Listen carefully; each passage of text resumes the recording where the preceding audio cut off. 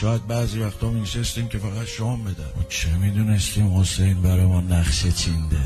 من شخصا خودم پاتو میبوسم، چشمام کف پات. کاری هم به این ندارم که تو نماز میخونی نماز نمیخونی، شروالی اومدی با شبا پارچه‌ای اومدی با حجابی بد حجابی، اینهاش به من ربطی نداره. من وظیفمه که چشمامو کف پای کسی بذارم که مهمون آقام حسینه. به هر بهانه‌ای که اومده باشی، اومدی یه گوشه نشستی سرت تو گوشی بوده، تو میتونستی توی کافه بشینی سرت تو گوشی باشه.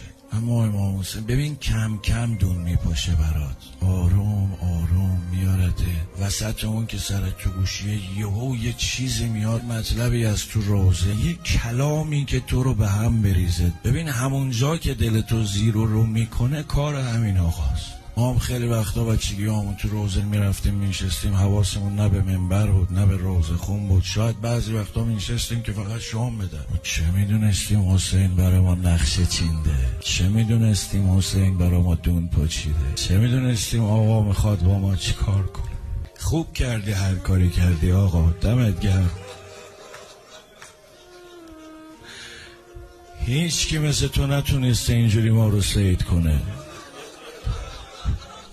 قربونت برم صیاد عزیزم، عاشق اون سلیقه بنجل پسندتم حسین.